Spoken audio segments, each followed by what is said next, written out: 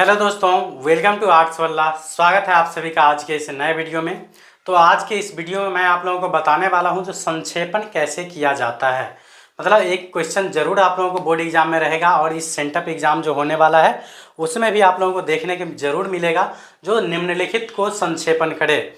तो संक्षेपण से रिलेटेड जो है 2 क्वेश्चन दिया रहता है, उसमें से एक आप लोगों को बनाना रहता है। तो मैं आज उसी को एक्सप्लेन करने वाला हूँ, जो संक्षेपण किस प्रकार से किया जाता है। तो उसके बारे में कंप्लीट जानकारी दे दूंगा। सिर्फ वीडियो को आप लोगों को अंत तक देखना है और ये 4 नंबर जो है आप लोगों को पक्का करना है। तो देखिए, पूछा जाता है संक्षेपण। मान लीजिए आप लोगों को यहाँ दिया रहेगा, संक्षेपण में क्या करना है, तो एक पैसेज दिया रहता है। पैसेज का मतलब एक कहानी आप लोगों को दिया रहता है। जैसे मान लीजिए यहाँ दिया रहेगा जो महात्मा गांधी, जैसे मान लीजिए यहाँ दिया रहेगा जो महात्मा गांधी का जन्म जो है 2 अक्टूबर 1869 को पोरबंदर गुजरात में हुआ था। कहाँ हुआ था?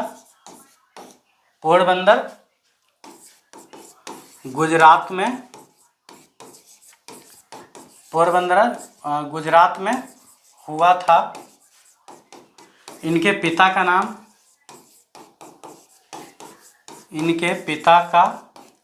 नाम करमचंद गांधी।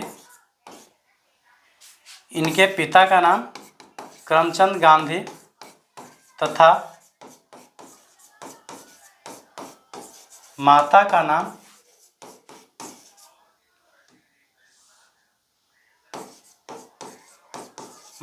नाम पुतली बाई था और इनके पत्नी का नाम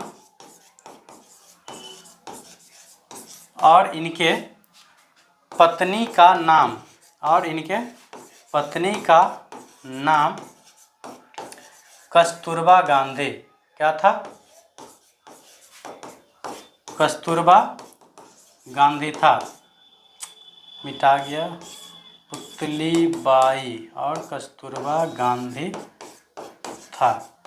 तो इस प्रकार से मान लीजिए आप लोगों को एक पैसेज दिया रहेगा और बोलेगा इसको क्या करना है, आप लोगों को संक्षेपण करना है। तो संक्षेपण के लिए जो सबसे मूल मंत्र ये है, जो पहला काम करना है आप लोगों को, ये जो पैसेज जो दिया रहेगा उसको पढ़ना है और पढ़ने के बाद ये समझना है जो ये किस चीज़ पे लिखा गया है। तो यहाँ तो मान लीजिए ये सिंपल है, तो ये आप बता सकते हैं जो किस पे लिखा गया है, तो गांधी जी के जीवनी पे। तो ये समझ सकते हैं, पढ़ लीजिएगा तो आप लोगों को पता चल जाएगा जो ये जो पैसेज दिया गया है वो किस चीज़ पे दिया गया है।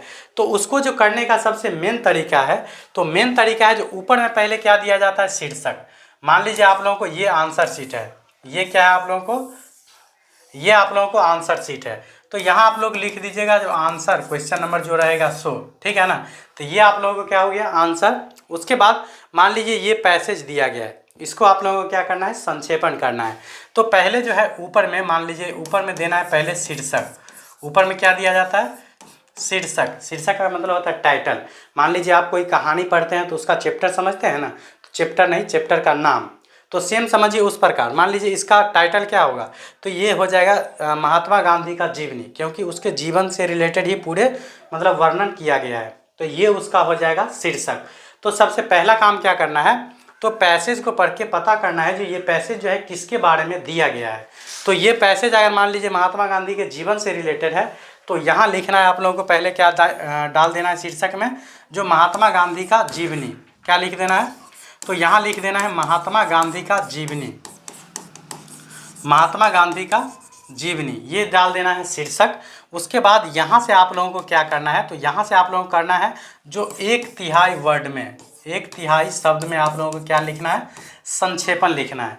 1/3 शब्द कहने का मतलब, मान लीजिए यहाँ आप लोगों को जो पैसेज दिया गया है, तो मान लीजिए इसमें दिया गया 1 2 3 4 5 6 7, मान लीजिए 7 शब्द है। ऐसा आप लोगों को मान लीजिए 13 लाइन दिया गया है, तो 13 सत्ते कितना हो जाएगा, 91। मतलब समझ सकते हैं लगभग जो है 90 शब्द में आप लोगों को ये पैसेज दिया गया है। तो आपको इसका 1/3 निकालना है। तो 90 को जब आप 1/3 निकालिएगा तो ये कितना आ जाता है, तो ये आ जाता है 30। तो इसका मतलब क्या हो गया, तो आपको जो इसका आंसर लिखना है वो मात्र 30 शब्द में लिखना है। तो 30 शब्द में ही लिखना है, लेकिन आप लोगों को इसका जो मेन कहानी है वो 30 शब्द में ही आप लोगों को बयां कर देना है।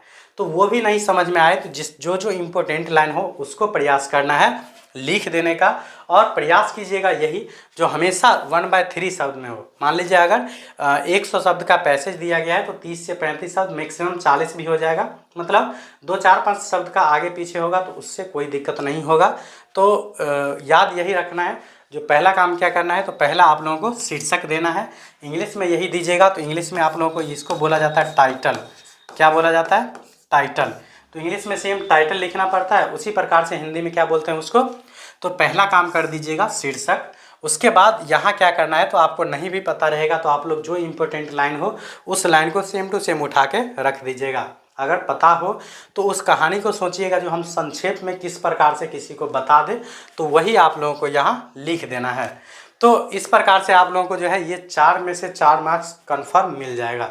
तो इस वीडियो में जो है मैंने आप लोगों को बताया है जो संक्षेपण कैसे करें। अगर आप लोगों को संक्षेपण समझ में आ गया होगा तो वीडियो को लाइक कर दीजिएगा और अपने दोस्तों के साथ शेयर ज़रूर कर दीजिएगा। अगर संक्षेपण करना सीख गए हो तो कमेंट में एक प्यारा सा कमेंट जरूर कर दीजिएगा जो सर मुझे समझ में आ गया जो संक्षेपण कैसे करें। तो ये बोर्ड एग्ज़ाम और अभी जो होने वाला है सेंटअप एग्ज़ाम, ये दोनों के लिए महत्वपूर्ण है और ये 4 नंबर का जो है निश्चित रूप से पूछा जाता है। तो मैं उम्मीद करता हूँ आप लोगों का ये 4 नंबर कन्फर्म हो गया है। तो मिलते हैं नेक्स्ट वीडियो में, तब तक के लिए बाय।